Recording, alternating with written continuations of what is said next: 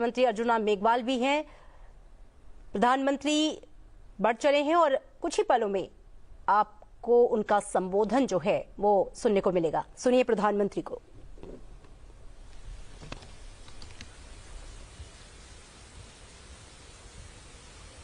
आप सबका स्वागत है साथियों। आज बजट सत्र के प्रारंभ में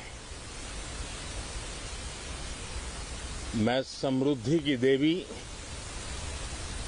मां लक्ष्मी को प्रणाम करता हूं।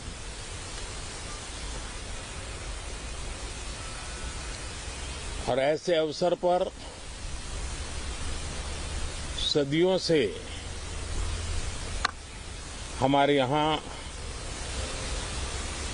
मां लक्ष्मी का पुण्य स्मरण किया जाता है।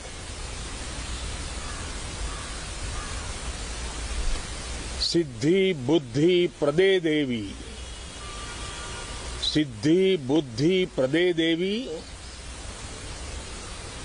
भुक्ति मुक्ति प्रदायिनी, भुक्ति मुक्ति प्रदायिनी, मंत्र मूर्ते सदा देवी, मंत्र मूर्ते सदा देवी, महालक्ष्मी नमोस्तुते, महालक्ष्मी नमोस्तुते। मां लक्ष्मी हमें सिद्धि और विवेक देती है, समृद्धि और कल्याण भी देती है। मैं मां लक्ष्मी से प्रार्थना करता हूं कि देश के हर गरीब एवं मध्यम वर्ग समुदाय पर मां लक्ष्मी की विशेष कृपा रहे। साथियों, हमारे गणतंत्र के 75 वर्ष पूरे हुए हैं।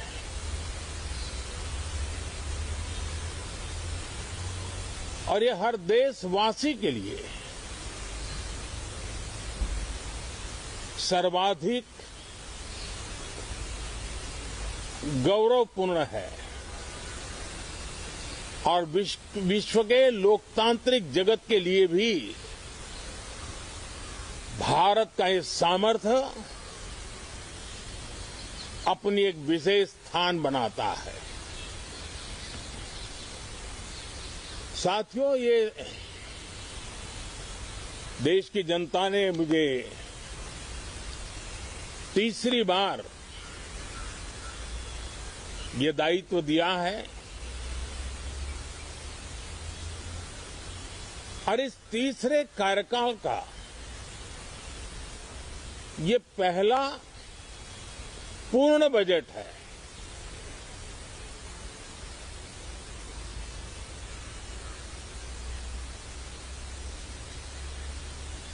और मैं विश्वास से कह सकता हूं कि 2047 जब आजादी के 100 साल होंगे, विकसित भारत का जो संकल्प देश ने लिया है, ये बजट सत्र, ये बजट एक नया विश्वास पैदा करेगा, नई ऊर्जा देगा कि देश जब आजादी के 100 साल मनाएगा तब विकसित होकर रहेगा।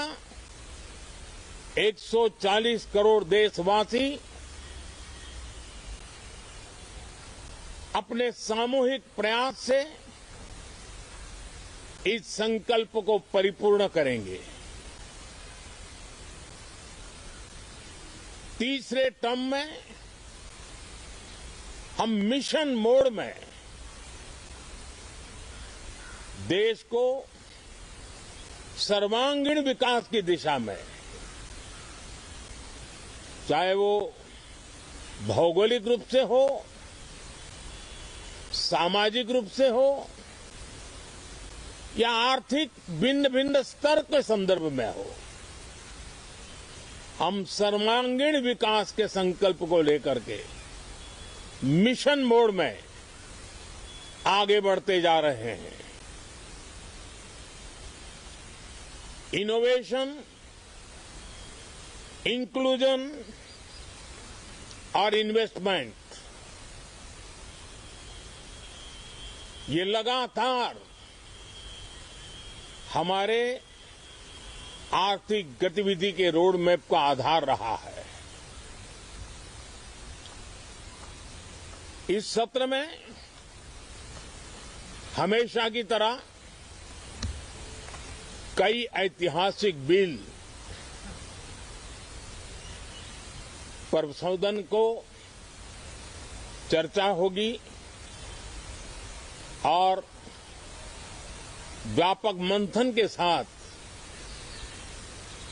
वो राष्ट्र की ताकत बढ़ाने का काम करने वाला कानून बनेंगे। विशेषकर नारी शक्ति के गौरव को पुनः प्रस्थापित करना, पंथ संप्रदाय के भेद से मुक्त होकर के हर नारी को सम्मानपूर्ण जीवन मिले, उसको भी समान अधिकार मिले, उस दिशा में इस सत्र में कई महत्वपूर्ण निर्णय लिए जाएंगे। Reform, perform and transform. जब विकास की तेज गति को प्राप्त करना होता है तो सबसे ज्यादा बल रिफॉर्म पर रहता है। राज्य और केंद्र सरकार ने मिलकर के परफॉर्म करना होता है और जन भागीदारी से हम ट्रांसफॉर्मेशन देख सकते हैं। हमारा युवा देश है, युवा शक्ति है और आज जो 20-25 साल की आयु के नौजवान है, जब वो 45-50 साल के होंगे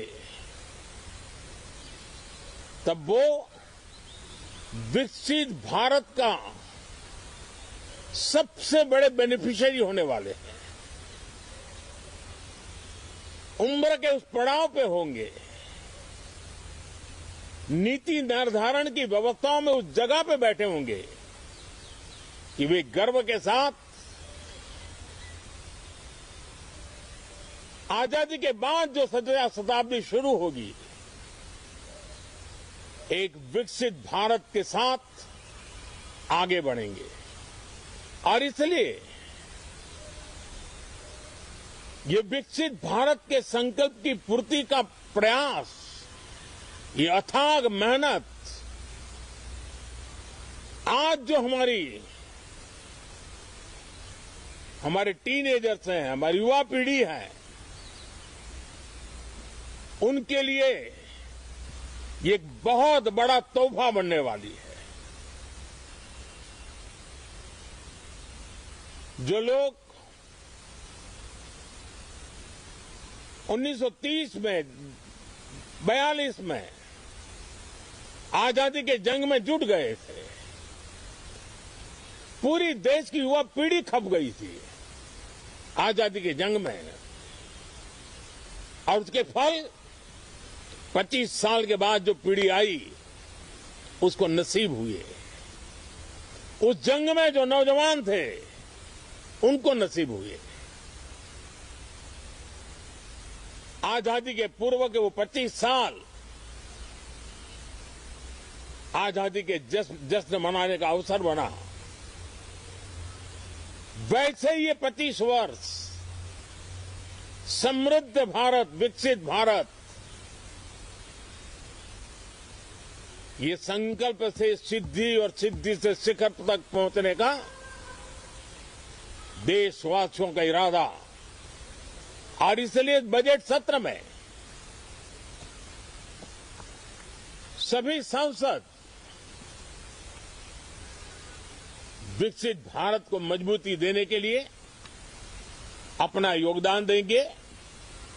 विशेष करके जो युवा सांसद है उनके लिए तो सुनहरा अवसर है, क्योंकि वो आज सदन में जितनी जागरूकता, जितनी भागीदारी बढ़ाएंगे और विकसित भारत के जो फल है वो तो उनकी नजर के सामने देखने को मिलने वाले हैं।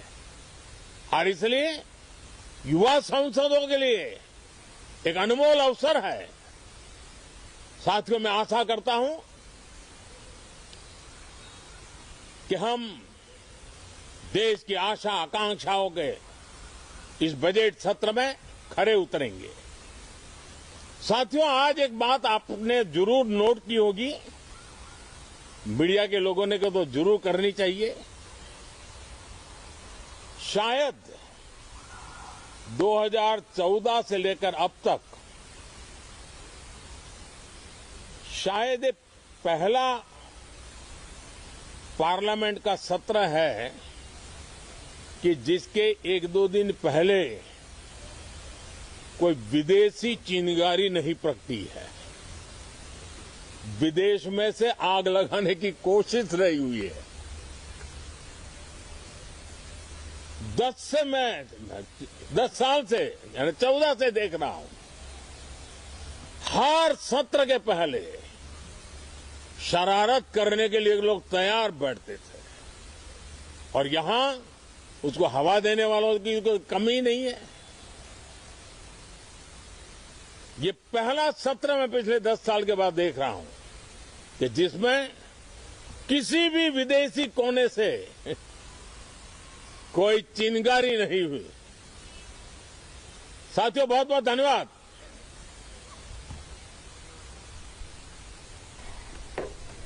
आप सीधी तस्वीरें